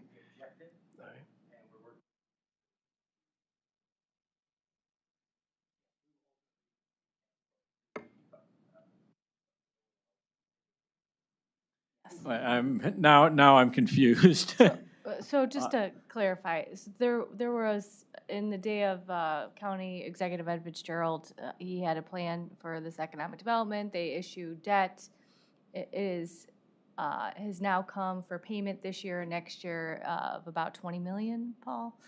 And so, instead of using all of the money right out of the economic development loan, which limits their ability to put loans out, we have used money out of the general fund to help this, and with an agreement that the economic development loan will pay back the general fund over a period of time. Yes. And the director has actually entered in. Paul, thank you for joining us. Welcome. Mr. Chair, if I can add, just in terms of ongoing annual funding, about $4 million from the casino revenue gets transferred to the Economic Development Fund, usually at the start of the fiscal year. 3.8 over the last couple of years, yeah. So that's just seed money for additional loan? That's just that's a county's contribution to the loan program, if that's the right Correct. terminology? Correct. Okay. So I would be interested in just a cash balance. I'm not sure why, if it's easy, if it's not easy, just, but it gives me at least some sense of how much has actually been collected versus how much is, and I get the purpose of your schedule, but I'm just, cash is cash versus. Oh, certainly, yeah. And Mr. Chair, I think the last time council asked for this a couple weeks ago, I think it was around $12 million, the current cash balance of the Economic Development Fund. And then development has a list of upcoming projects that they plan on funding out of that. Okay. If I might, Please. Paul Herdig, Director of Development. On a monthly basis, there's a reconciliation that's done with staff of the fiscal office, participating with staff of the Department of Development, to reconcile to the penny the cash balances and the various ways these are reflected in the county's budget system. The most recent one is dated May 14th, but I believe the meeting to reconcile for June is coming up shortly. And certainly that information is not secret. It can be shared with all parties once that reconciliation's done. Okay, great, thank you. My last question on this is, again, I'm just going to the table that internal audit produced. So, again, they categorized the balance between collectible, uncollectible, and forgivable. And I get the concept of I understand the concept of the forgivable, but my question for you is, or maybe the question is more for you, when you put together the table. So what's sitting in the forgivable loan, which is really a grant, if that's, I'm utilizing the correct terminology, that number are grants that were known in advance that they were not going to be repaid if the developer hit the appropriate criteria. Is that, let me start, correct? Am I summarizing that correctly? I think that's fairly stated. Do loans ever move from the collectible to the forgivable because the county wants to forgive the loan, or they want to forgive the? Some terms do say if they meet certain things, but I'll let the director. So, thank you. Again, Paul Herdig, Department of Development. Thank you for the question. Sometimes there's confusion about this, and I just want to try to explain at the policy level. If there's going to be forgiveness available under a loan, that's determined at the beginning. At the beginning of the transaction, there's a discussion, the underwriting includes that, the review by the loan committee approves that, the approval by either the Board of Control or County Council includes that. Forgiveness is not added later on. It's part of the transaction at the very beginning. Sometimes there's a confusion between that and the business analysis of whether a loan is collectible. And this is something that we, like every lender, like every bank, every private lender also does as part of their operation. Sometimes a company encounters problems in its operation. Sometimes things happen such that the lender, which in this case us, determines there's going to be trouble collecting the full amount that's legally owed. So in an entirely separate piece of business, we review regularly with Brian and his staff what is the status of our loans? Are we sure we're going to be able to collect everything we're owed, or is there some question? And so when we talk about classifying a loan as partially uncollectible, that doesn't mean they don't owe the money legally. It means we've determined as a matter of business, it's going to be very difficult for us to collect the full amount owed. Yeah, and just so that there can be, like he said, our finding was that they will have these loans that at the onset are forgivable, but there are terms, like certain provisions they have to meet for them to be forgivable. So like he said, he just had one where they didn't meet the job, right? And so they actually had to pay that back, but had they not, they wouldn't have been able to. So it's kind of like he said, two separate issues about the forgivable versus uncollectible. And from a financial reporting perspective, OBM's reporting under 70107E of the code, we provide all the loans that have been deemed eligible for forgiveness, how much forgiveness they're eligible for, how much they've received to date, so that when the financial report for the county is put together, it can reflect those as potential uncollectibles, I guess, or non-receivables would be a better way to put it, because they are on track to potentially receive 40%. So it's, I believe from an accounting standpoint, it's being reported properly as well, so. Correct. I think we might be getting a little more into the weeds than we need to, but I just want to sort of take the flip side of the chairman's question. Are there loans that would be reported at one point as forgivable that do not meet the criteria for forgiveness that now get transferred back to either the collectible or uncollectible categories? What I'm hearing you saying, if a loan is given forgiveness or is eligible for forgiveness, but it doesn't earn it, Correct. do we just convert it to a loan? Or what we do Well, in it's that still a case? loan, but I mean, does it? So if they haven't earned the forgiveness, they have to pay based on our cognitive. So on the schedule that we have that shows forgivable loans, some of the change from year to year might be, I mean, for example, I'll get hung up if I start pointing at numbers. But yeah, but if if a borrower does not meet the terms for forgiveness, that gets, it should be collected.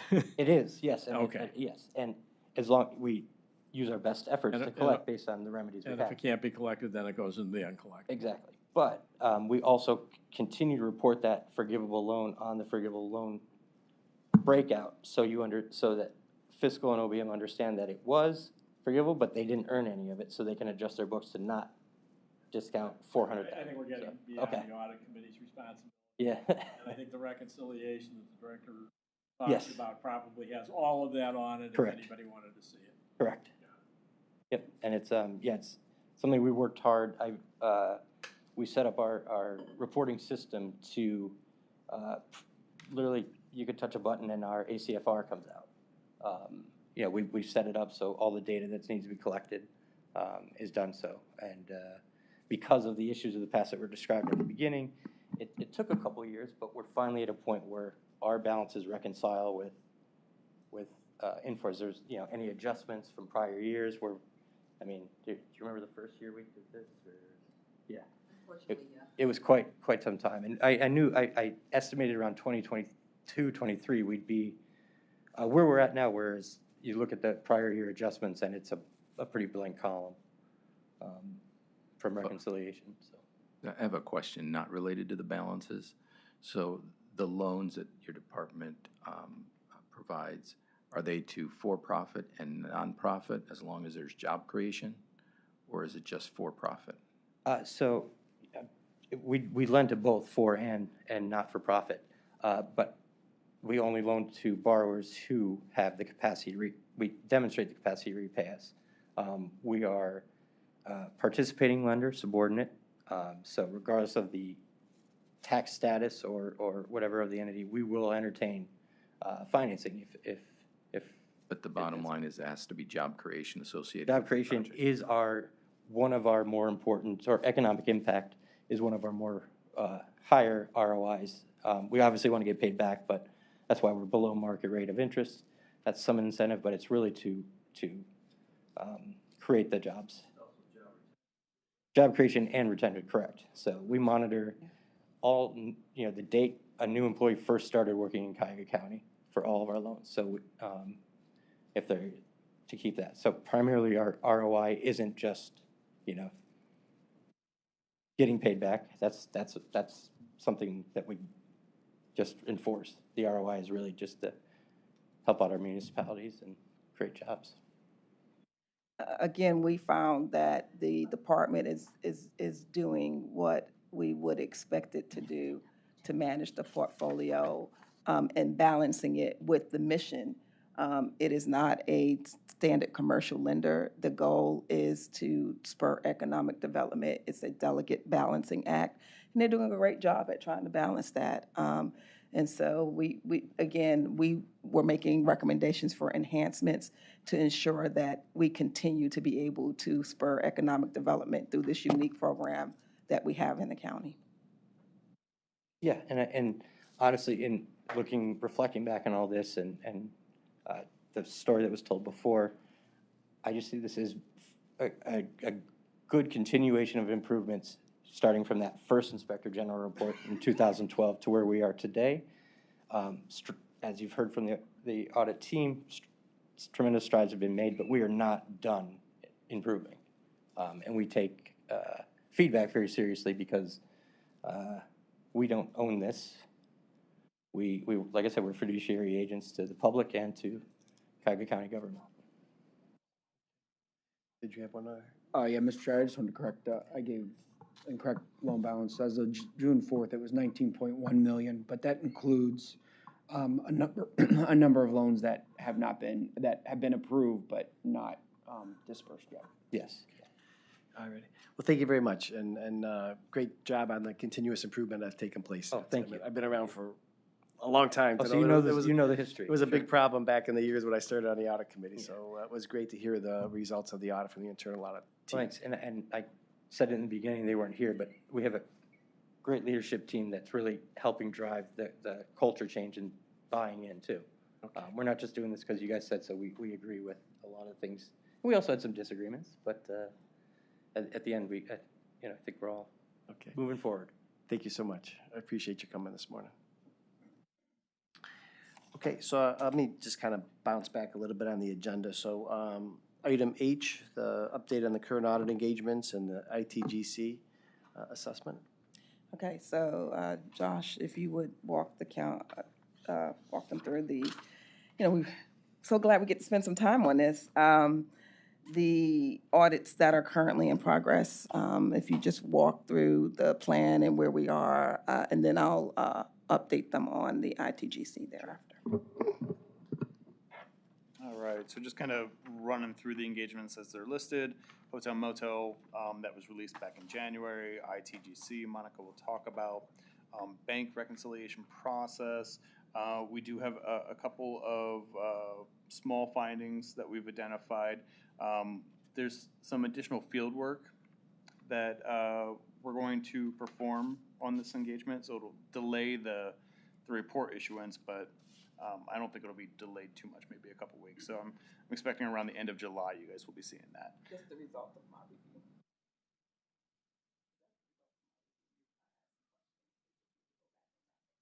Correct. Loan portfolio that just got released. The development, community, and housing development. So that one we're nearing completion of field work. We did run into something as to where we identified some additional work that needs to be done. Basically, part of that objective is to assess management action plans on current federal or state audits. One popped up that was brought to our attention later. So we're going back to finish that up. Let me just make a note on that. So in that particular review, we were doing as we should do, and as this committee has stated, leveraging the work of others.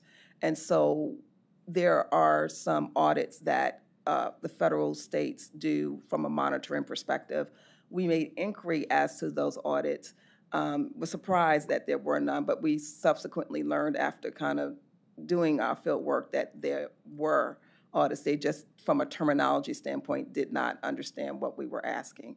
So just the point here is that this was a leveraging of work that's already being done. So it shouldn't add too much more to what we have to do, but we do need to cover it to make sure that there's assurance in that area.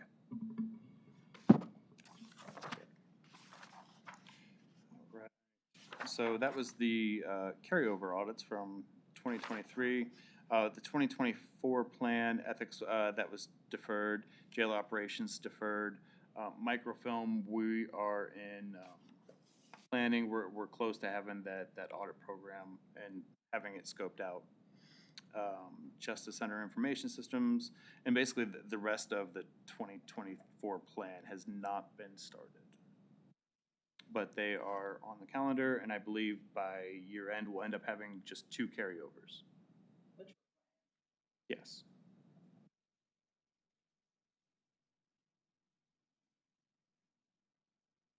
Problems, question, any, besides the fact that we are losing an audit? Just that, as far as I'm aware. Okay, any questions on what he's, Just a question about the microfilm audit. So part of that process will be to look at the retention schedules to make sure that you smile, yes, okay. Thank you. Very good question. And yeah, we actually just recently found that there's another area that kind of involves more so than, and so we're looping them into the process as we speak. Great, thank you. Okay. I don't know if this is probably out of sequence, but I look at something like the development loan portfolio management audit being over 412 hours, and I see reasons described, and I don't want to debate whether there was time that needed to be spent or not, but when we encounter those kinds of situations, if we're going to spend an extra 400 hours on an audit, it's going to take away from some other audit completion that we as a committee deemed in the plan for the year.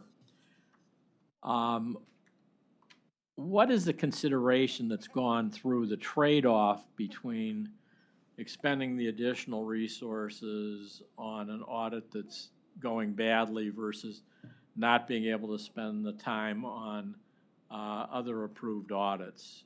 Is there a discussion of, maybe we stop and go away and don't issue a full report and put it in the next year's audit? I mean, how do you go about making those decisions? Because I don't think maybe I'm wrong, but I don't think they've come back to the audit committee for any input when that happens. We don't, and that is a very, very good question. One of the things that is pertinent to this discussion is understanding the recommendation that the IIA made relative to how we actually, the methodology in which we select audits, do our risk assessment. We don't do it on a functional basis. We do it on a department basis. The other thing that's key here is audit coverage. Many of these audits we're doing are first-time audits. We've never, ever looked at these areas before. We have no information. So when we're actually going in and risk assessing these, we're getting information, right? But we've not validated some of this information. So when we actually put it on the audit plan, we go in, we do an assessment at that time. The team does their best assessment. And if we see something at that time that requires us to spend more time, we try to make the decision of, okay, well, how many more hours is it going to be? Do we have the ability now? Because we do have, at least since I've been here, audits that we've already pegged to roll over to the next period. Sometimes it's just a matter of pushing the start dates of those out because we don't expect them to be completed in the year anyway. But we do give that consideration at the beginning when we're risk assessing. What has been, though, the norm more so than not is we're actually into executing on the scope of the audit that was agreed upon, and we come up with things that were not known or expected and anticipated. And that happens very frequently. If we were to just stop, we'd be stopping audits all the time. But we really need to just kind of press through. I believe during the time in which we we're going through our quality risk assessment, one of the things they recommended is that, we do this functional review, but that was going to cost too much. So what we said is, you know what, once we cycle through all of these, we will have enough information, and right now we're still doing it, where we're taking the information and trying to use it to build a functional population. I think that's one of your goals that we put down, right? And so we're really trying to get ahead of what your concern is these BVA, budget to variance differences.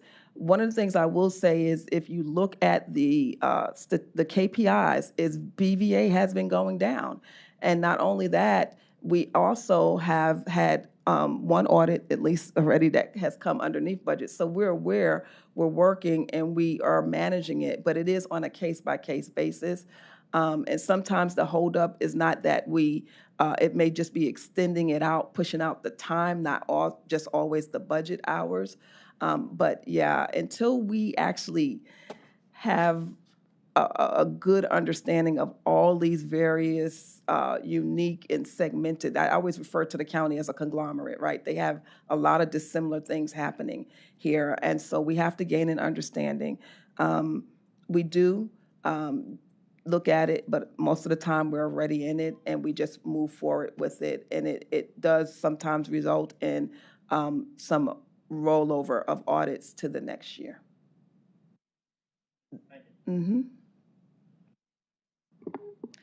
Okay, any other questions? Okay, so in terms of the ITGC controls review, I have some very good news. We have started. They're in field work, right? It's funny. We've had a lot of work being done at the planning stage, but it was laying the foundation so that the work that they have to do should go pretty quickly. So we are re-engaged. We have provided to them a lot of the materials and stuff that they need. So even without IT, we leverage stuff from the annual audit to be able to do that, to keep this project moving. We are going to ask for an extension past the June 30th date. We got a schedule that said that they were going to meet the June 30th date, but based upon the interviews and things that they need to do, and that actually won't get scheduled to next week, we're thinking it's going to be just good to go ahead and extend it out through what are we doing extension through? We have it. Okay. This is the audit that has 40 budgeted hours? It has, that's our time. So that's time for us.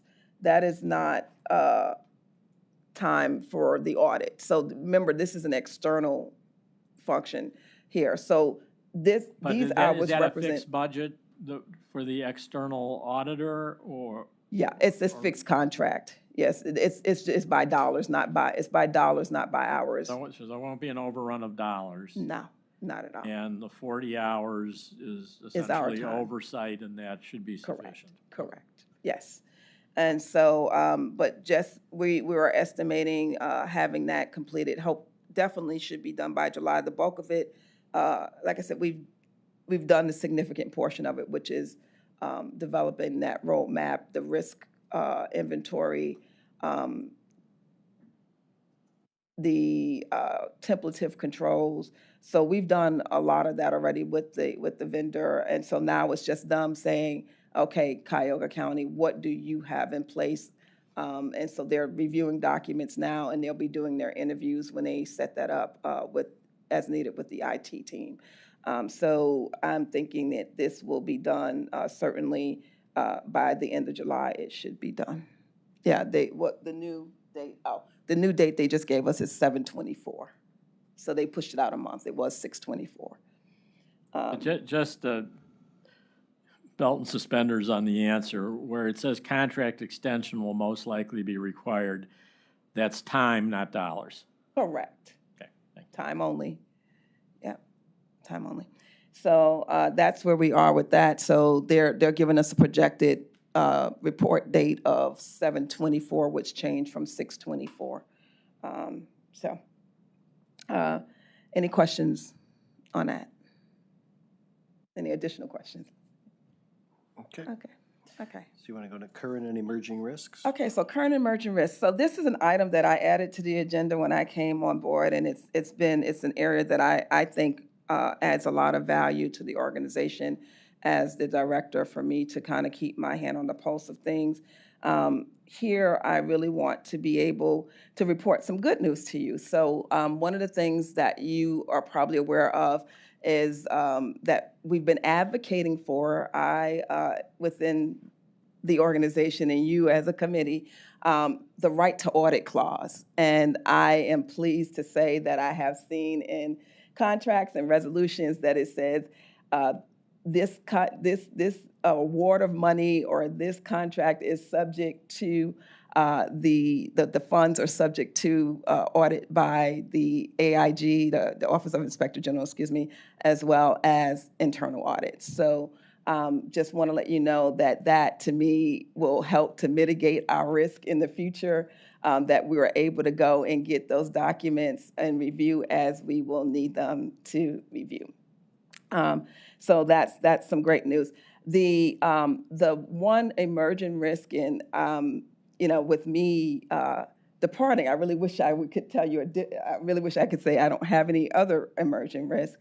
But one of the things that I have made note of is compliance with the current county charter. So right now there is potentially a risk that the audit committee is not in compliance, may not be in compliance with the provisions of the charter in respect to the candidate that was selected. There is a requirement that he or she be a CIA or a member of the Institute of Internal Auditors. I think that there may be some exposure to the audit committee and the county on that issue. When I was reviewing the resolution, and this is for your review, you can pass that around.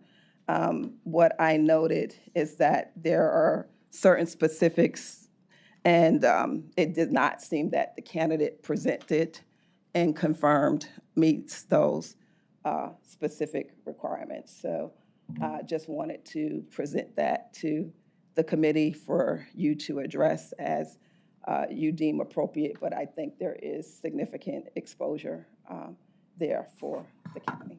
Monica, what are you specifically saying that is not being met?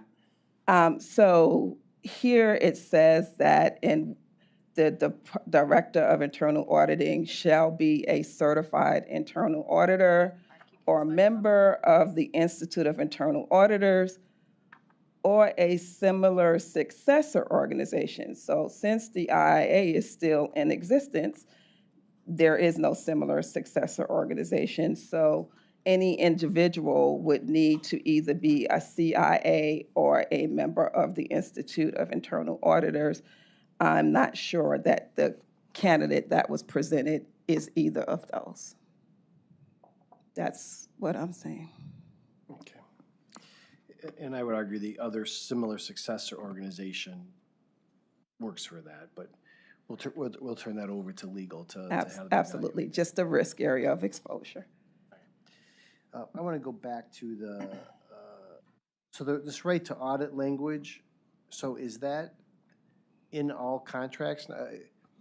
Well, two questions. Is that how do you know what contracts that goes into? Is there just a standard practice now to put that into all types of contracts, number one? Then number two is how is internal audit and the IG's office notified what contracts that language is in, so they can potentially consider adding that to the audit plan? So I will tell you, I did have some discussion a while ago when I remember that the law department was working on this. And so I would think that that's a follow-up item for the audit committee to get the specifics of that. But my understanding was they were trying to include it in their regular process as much as possible, their standard contract language is what I was being told that was going to happen. And I happened to see it and notice it in resolution form as it was being approved. So I was very pleased. Mr. Chair, counsel for the ARPA awards that have been approved, inserted language related to the Inspector General and internal audit. I cannot speak if the contracts itself for all the other contracts. I know the ARPA award agreements include that language. Do you know if it's in other agreements other than? I'm not sure. I know that I had been talking with law that they were including it as part of their standard process. Yes. So, But yeah. we could definitely follow up. Yeah, that's a follow-up. So, yeah, we've been advocating for this for a long time, to include this type of language in these types of agreements. So I would be curious to know, is it just the ARPA funds, or is it now a standard practice? And then, more important than that, well, just as important as that, is how are those two organizations aware of that, so that for purposes of incorporating that in the audit plan? Because I think there will be a great utilization of internal audit and the Inspector General's office to consider looking at those types of agreements for those that are deemed to be more sensitive and would require an additional set of eyes on those. So I don't know, I guess I don't know, that'll be a follow-up item for purposes of the next meeting. Okay, item 9, public comment unrelated to the agenda. I'm assuming not. Item 10, next meeting. So our next meeting is September 5th at 9 o'clock, from 9 o'clock till noon, even a little earlier based upon today. So I think everybody is committed, other than I think Keith's going to be out of the country for that meeting. That is correct. Okay. And then a motion to adjourn. So moved. Second. All in favor of adjourning, say aye. Aye. Great. Thank you. We tried. Yeah, just go. We tried finding a new date, and we just couldn't find a date that everybody. Yeah, we couldn't find a date. Every date, somebody was